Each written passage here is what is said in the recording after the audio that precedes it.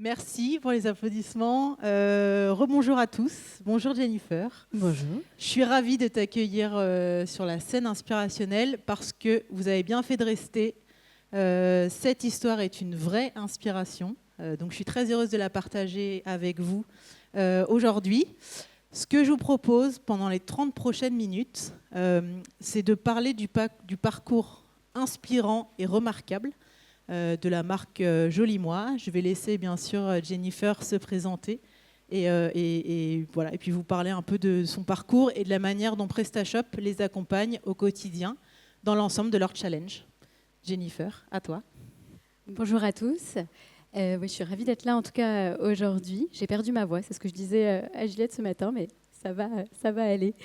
Alors moi je suis Jennifer Fiorentino, je suis une des 4 cofondatrices de Joli Moi et je suis la directrice du pôle marketing digital et opérationnel. Alors peut-être vous raconter un petit peu mon parcours avant de vous raconter un petit peu plus l'histoire de Joli Moi. À la base je me destinais pas du tout à travailler en start-up. J'ai un parcours, j'ai fait des études juridiques, j'ai passé mon barreau à New York, à Paris, donc je me destinais à travailler en cabinet d'avocat. Et puis, en fait, à force de premières expériences, je me suis rendu compte que ce n'était pas du tout ce dont j'avais envie de faire. Et donc, je suis quand même restée dans le monde du juridique, mais j'ai intégré une start-up qui s'appelle Dressing dès le début de l'aventure en tant que juriste. Et c'est là où j'ai découvert un petit peu le monde des start-up et de l'entrepreneuriat. J'ai commencé en tant que juriste, j'ai étendu petit à petit mon domaine d'expertise, communication, marketing. J'ai découvert un peu le monde du digital, ça m'a plu. Ça m'a donné envie d'aller plus loin, de lancer ma propre plateforme. Donc j'ai pendant 2 ans animé un site qui s'appelait Place du Mariage, qui était une marketplace dans le domaine du mariage, où pareil, j'ai continué à animer, en fait, avoir ce goût pour l'entrepreneuriat, découvrir un petit peu plus tous les pans du marketing, de la communication, des relations presse, etc. Et puis, cette expérience s'est terminée pour différentes raisons. On apprend au fur et à mesure des expériences, notamment des choses comme l'association. Je n'étais pas dans une bonne association. Je me suis interrogée sur la suite. Et puis, j'ai rencontré à ce moment-là Isabelle Rabier, qui est à l'origine de l'idée du concept de Joli Moi. Et j'ai décidé de m'associer avec elle.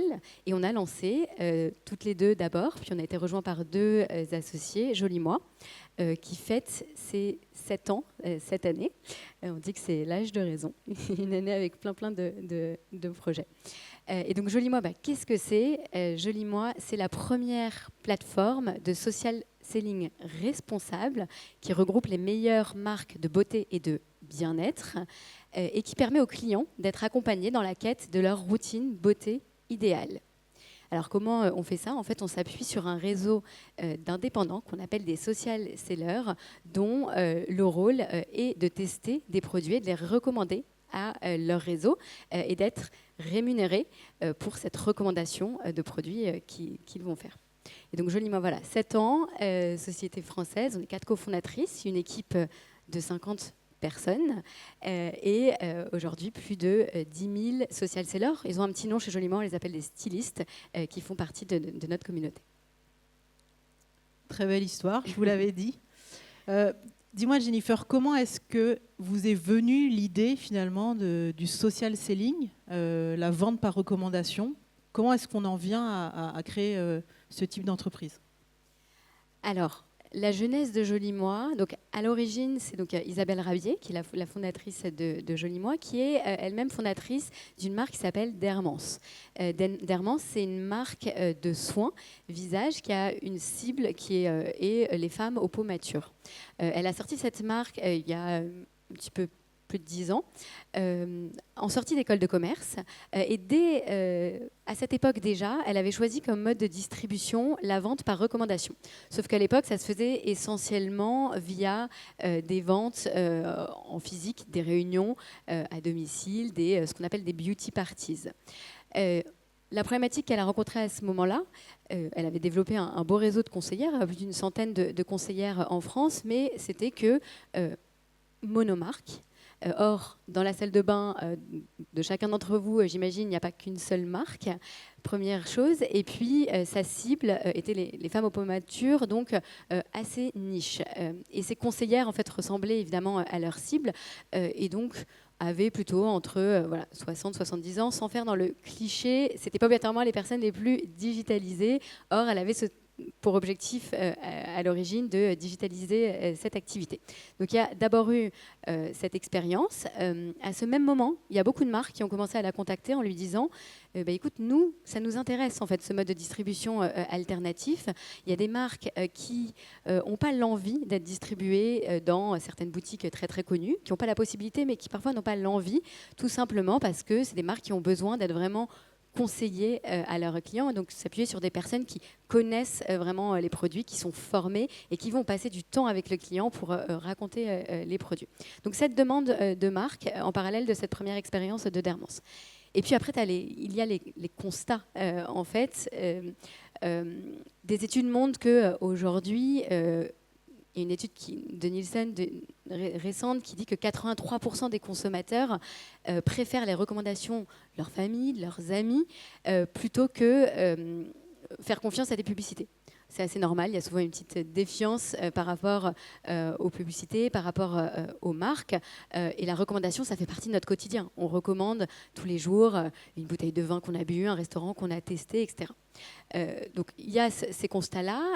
Et chez Joliment, on est convaincu, pour le coup, qu'il n'y a pas meilleure recommandation que celle qui provient de personnes qui nous connaissent, qu'on connaît, ou alors avec lesquelles on a une affinité, même si on ne les connaît pas directement.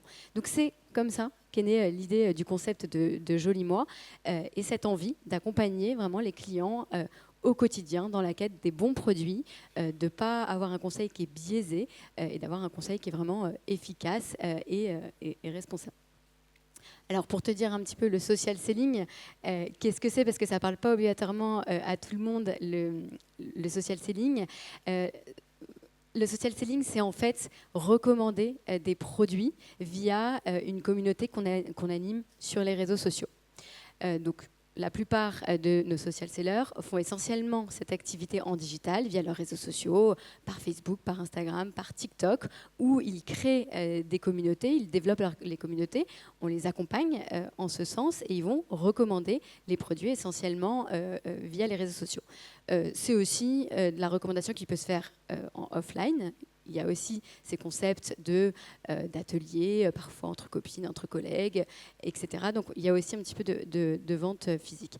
Et ça répond en fait à deux enjeux. L'enjeu de marques qui de plus en plus veulent accélérer leur croissance, avoir plus de manières d'être distribuées et par des bonnes personnes. Et ça répond aussi à l'enjeu de centaines de milliers de personnes qui sont en quête d'indépendance, qui sont en quête d'un complément de revenus et qui sont en quête d'un nouveau métier. Bon, la question que tout le monde se pose, est-ce que ça marche vraiment, le social selling? Est-ce que c'est vraiment le seul business model aujourd'hui de Joli Moi? Alors, est-ce que ça marche? Nous, aujourd'hui, on a plus de 10 000 stylistes en France et en Belgique francophone qui accompagnent plus de 400 000 clients. Pour te donner quelques chiffres, on fait un chiffre d'affaires mensuel de 2 millions d'euros depuis le début de l'année 2024. On a un très beau portefeuille de marques qui est grandissant. On a plus de 70 marques au catalogue aujourd'hui, donc qui sont les marques que nos social sellers vont recommander à leurs clients, avec des grands noms. On a la confiance de grands groupes, comme notamment le groupe Estée Lauder, avec des marques comme MAC Cosmetics, Bobbi Brown, Origins, des marques comme Laboratoire, SVR. Donc un catalogue qui se développe petit à petit et beaucoup de demandes entrantes des marques d'être distribuées via ce canal de distribution. Pourquoi ça marche? Tout simplement parce que on permet à tout passionné de beauté, de bien-être, de se lancer dans cette activité vraiment à moindre coût et de pouvoir développer son business et de pouvoir monétiser la recommandation de produits qu'il va faire auprès de son réseau en l'aidant à trouver les produits avec lesquels ils ont une affinité. Et nous, Joli Moi, on va recruter, on va outiller, on va former ces social sellers, ces stylistes, pour qu'ils puissent se lancer dans cette activité. On a lancé en septembre dernier une méthode qui s'appelle la méthode Simple, qui a été co-développée avec une partie de nos stylistes, justement, pour permettre à qui le souhaite de se lancer dans cette activité. Donc aujourd'hui, plus de 10 000 personnes qui font cette activité, souvent en complément d'une activité principale, qui peut être dans le domaine de la beauté et du bien-être, mais pas que, et qui vont gagner entre 200 et 250 euros, et pour certains, ceux qui font cette activité à temps plein, parfois jusqu'à 25 000 euros par mois. Effectivement, ça marche. Tu as répondu à ma question. Bon, et finalement, PrestaShop, dans tout ça, on est sur un vrai modèle B2B2C. Comment est-ce que PrestaShop vient s'imbriquer dans tout ce modèle que vous avez conçu et développé? Alors, PrestaShop nous accompagne depuis le début. Donc depuis 7 ans, on est sur PrestaShop. Et ce que je vous disais, c'est que on accompagne, on outille l'ensemble de nos stylistes pour qu'ils puissent faire cette activité. Donc on a toute une solution technologique qu'on appelle Affinity, qu'on a développée pour permettre à toute personne de se lancer dans cette activité. Et tout ça part de PrestaShop, et petit à petit, on a customiser différentes briques de PrestaShop. On a toute une équipe technique chez Joli Moi qui va améliorer, customiser PrestaShop au quotidien.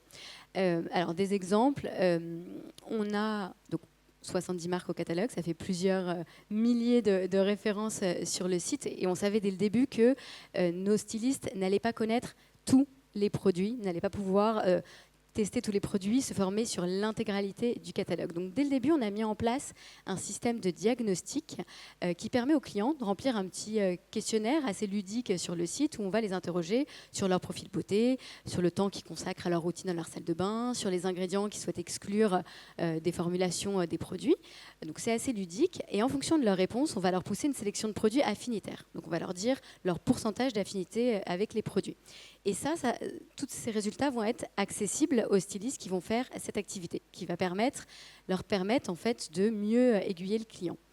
Tout ça, cet outil de matching beauté, il a été développé en interne par Joli Moi, mais évidemment, il est intégré à PrestaShop. Quand le client se balade sur le site, sur chacune des fiches produits, il va pouvoir voir son pourcentage d'affinité. Et puis nos équipes en interne, elles vont pouvoir, sur chaque fiche produit, aller paramétrer le produit pour lui dire voilà, quels sont ses ingrédients, quel est le scoring en fait, de ce produit, pour que le client puisse savoir s'il match ou pas. Donc ça, par exemple, ça va être un premier exemple. On a développé une application, une progressive web app à destination de nos stylistes qui leur permettent de piloter leur activité au quotidien. Et donc, on opère en fait un catalogue, un double catalogue. Le premier catalogue sur le site jolimoi.com, destination de nos clients, et le deuxième catalogue à destination de nos stylistes sur leur application. Tout ça part de PrestaShop et on a customisé petit à petit sur la partie application. Mais concrètement, ça veut dire que les stylistes peuvent être sur leur téléphone, sur leur application, regarder le profil de leurs clients, peuvent ajouter des produits à leur panier, peuvent leur envoyer un lien de paiement, peuvent ajouter un code promo, comme le client peut le faire directement sur le site. On a décidé en début d'année de se développer, parce qu'on a l'intention de se développer dans d'autres pays d'Europe. Aujourd'hui, on est en France et en Belgique francophone. Et donc, on s'est dit, première étape, c'est la traduction du site, ce qu'on n'avait pas encore fait à date. Donc, traduction du site en français, en anglais, pardon, et en espagnol. Et donc là, évidemment, on est passé par le module de PrestaShop. Très rapidement, en quelques jours, c'était mis en place. Et aujourd'hui, en quelques clics, nos équipes peuvent traduire les fiches produits directement sur leur PrestaShop. Donc, dans tout ce qu'on fait, dans tout ce qu'on met en place, on part de PrestaShop et on améliore en fonction des spécificités de notre modèle et de nos stylistes.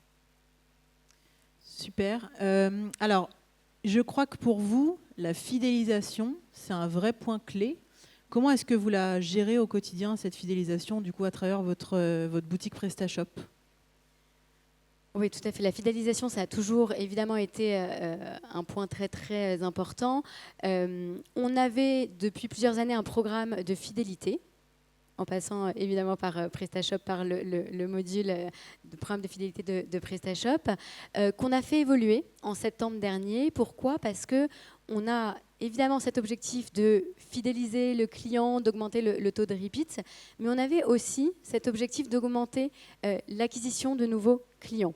Donc on avait ce double objectif, et donc un peu à la manière de la recommandation de produits que nos stylistes vont faire à leurs clients, on a utilisé ce modèle de recommandation en se disant, si chacun de nos clients recommandait Joli-moi à un autre client, ça permettrait aux stylistes de doubler très rapidement leur portefeuille de clients et ainsi le chiffre d'affaires qu'ils vont générer et donc leur rémunération. Donc on a lancé en septembre dernier un nouveau programme de récompense qui s'appelle le Club Joli-moi et qui permet de récompenser les membres du club à chaque fois qu'ils passent commande, un système de points qu'ils vont cumuler à chaque commande. Quand ils sont réguliers, toutes les 5 commandes, ils vont pareil cumuler d'autres points et avoir ainsi accès à des cadeaux, à des produits en avant-première. Mais aussi, quand ils vont donc recommander Joli-moi à d'autres clients qui vont passer une première commande, ils vont avoir ce rôle un petit peu d'ambassadeur et ils vont être récompensés aussi via des points cadeaux et qui vont leur donner accès à des cadeaux, voilà, à des lancements en avant-première et à d'autres choses qu'on est en train de développer. Donc, programme très important pour nous pour le développement et qui nous a vraiment fait progresser aussi et dans la fidélisation du client et dans l'augmentation des commandes par les premiers clients, puisque on est ambassadeur, donc quand on recommande Joli-moi à un nouveau client, mais il faut que ce client passe une première commande de minimum 50 €. Donc ça nous a aidé à pas mal de niveaux et voilà, tout ça a été mis en place en septembre, pareil en customisant le module de PrestaShop. Ça me fait penser quand même ça à une petite question plutôt pratico-pratique. Ça veut dire que toi, qui es en plus directrice du marketing digital, tu es en charge aussi de la plateforme de marque Joli-moi et de la manière dont Joli-moi est véhiculé à l'extérieur. Comment on fait quand on a 10 000 prescripteurs, donc 10 000 personnes qui vont vendre Joli-moi et donc qui, je l'imagine, vont créer leur propre visuel, voilà. Donc comment tu fais pour t'assurer finalement que ta plateforme de marque et ce que vous essayez de véhiculer est bien maintenu à l'extérieur par les autres personnes qui vont le véhiculer? C'est vrai que c'est un challenge. C'est un challenge au quotidien quand on a 10 000 personnes dans le réseau qui font animer, accompagner, 10 000 personnalités très différentes les unes des autres. C'est essentiellement des femmes. On a 95% du réseau qui est féminin, très créatif. Alors, c'est un challenge. Comment on essaie d'assurer cette cohérence qui est vraiment importante pour nous de différentes manières. On est en permanence dans la co-construction. Ça fait partie des valeurs de Joli-moi de co-construire avec le réseau. Donc tout ce qu'on fait, on le fait avec notre réseau de stylistes. Donc je parlais un petit peu plus tôt de la méthode Simple qu'on a développée pour permettre à chacun de se lancer. Elle a été co-développée avec nos stylistes. Et donc sur la communication, pareil, c'est développé avec le réseau. Donc quand on veut faire évoluer par exemple la charte graphique, l'identité visuelle qui est extrêmement importante pour nous, on s'appuie sur nos stylistes, on les interroge, on les questionne. Et ça permet en fait ensuite d'assurer la cohérence puisque si elles ont validé, si elles ont été partie prenante dans cette construction, on sait ensuite qu'elles vont l'utiliser. Et quand on échangeait il y a quelques jours en préparation d'aujourd'hui, je te racontais une petite anecdote qui a fait que la co-construction, vraiment, on l'a renforcée ces derniers temps. C'est qu'on a eu l'expérience justement il y a quelques années où on a voulu faire évoluer notre identité visuelle, on a voulu faire évoluer notre logo, toute la charte graphique. Et alors qu'on fait de la co-construction sur tout, je ne sais pas ce qui nous est passé par la tête à ce moment-là, mais on n'a pas interrogé notre réseau et on a eu un choix très très tranché. On s'était fait accompagner d'une agence pour faire évoluer la charte, mais on ne leur a pas présenté. Et donc du jour au lendemain, changement d'identité sur le site, changement de logo. On passe d'un site dans les tonalités très roses, très poudrées, à des couleurs bleues, jaunes, un logo très marqué. Et donc, incompréhension totale des stylistes qui disent « mais on ne s'attendait pas du tout à ça ». Et ça a entraîné une double réaction. Certains qui ont adoré, tout simplement, qui ont dit « c'est moderne, c'est nouveau, allez, on y va ». Et une partie qui a dit « non, mais pas du tout. Et puis, on n'a pas été sollicité, on ne comprend pas, donc qui ont quitté la communauté depuis. Donc, on a appris de nos erreurs et c'est pour ça que la co-construction est encore plus importante aujourd'hui. Et donc, comment on s'assure de cette cohérence? On fournit énormément de contenu à nos stylistes. Donc, via leur application, dont je parlais tout à l'heure, notre équipe communication va leur mettre à disposition des contenus, des assets. Alors, par exemple, des kits médias pour communiquer sur tous nos produits. Dès qu'on a un lancement de produit toutes les semaines, on a des kits médias, des visuels pour communiquer sur les produits. Quand on a une offre client, une offre pour avoir de nouveaux stylistes dans la communauté, tout ça, on leur fournit les contenus pour s'assurer qu'ils vont pouvoir les utiliser et respecter notre identité visuelle, notre charte, nos éléments de langage aussi. C'est aussi dans l'idée que la plupart font ça, comme je le disais, en parallèle d'une activité principale. Donc, ils n'ont pas obligatoirement le temps d'aller créer du contenu en permanence. Donc, on les soulage aussi sur ça. Donc, on leur met à disposition des contenus en permanence. Toutes les semaines, ils en reçoivent sur leur application. On les notifie, en fait, sur l'application dès qu'il y a un nouveau contenu. Et on les forme. On a notre directrice artistique qui va faire des formations régulièrement à l'ensemble du réseau de stylistes. On a une experte réseaux sociaux qui va, pareil, leur faire des lives toutes les semaines, des webinaires, des formations pour les accompagner sur comment on utilise les réseaux sociaux, comment on travaille sa charte graphique, sa charte éditoriale. Donc c'est un accompagnement au quotidien et c'est vrai que c'est un challenge. Et puis on est en veille en permanence sur ce qu'ils font. Ça nous arrive de voir des choses qui ne correspondent pas obligatoirement à notre univers, à nos éléments de langage. Et dans ce cas-là, on se permet de les contacter. On est dans l'échange. On ne réprimande pas, évidemment, mais on échange. On explique pourquoi on pense que ce n'est pas obligatoirement approprié. Et puis la styliste ensuite est évidemment libre de changer ou de garder ce qu'il a créé. Merci. C'est quoi la prochaine étape? Qu'est-ce qu'on peut vous souhaiter pour finir cette année 2024 qui, comme tu le disais tout à l'heure, a très bien démarré? Pour vous, c'est quoi les prochaines étapes cette année? Alors, les prochaines étapes, évidemment, c'est toujours faire grandir cette communauté de stylistes. C'est un peu le nerf de la guerre, faire grandir la communauté, puisque on accompagne les stylistes qui vont accompagner les clients, qui vont aller trouver ces clients et ainsi développer le chiffre d'affaires. Donc, faire grandir en permanence la communauté. C'est le développement dans d'autres pays d'Europe. Donc, ce module de traduction mis en place récemment pour aller se développer. On pense à l'Espagne très, très prochainement et peut-être d'autres pays d'ici la fin de l'année ou début 2025. On a tous les ans en septembre un magnifique événement qu'on organise avec notre communauté. En septembre dernier, c'était un événement exceptionnel sur 2 jours au Grand Palais éphémère. On organise le prochain à la caserne à Paris. Donc on espère en faire un bel événement aussi. C'est un événement de notoriété pour parler de Joli Moi et faire connaître le concept. Donc faire grandir la communauté et continuer de se développer. Écoute, sache que PrestaShop sera ravi de t'accompagner dans ces prochaines étapes. Jennifer, je te remercie. Je vous remercie à tous de nous avoir écoutés. Et puis, on passe la main. Merci. Merci beaucoup.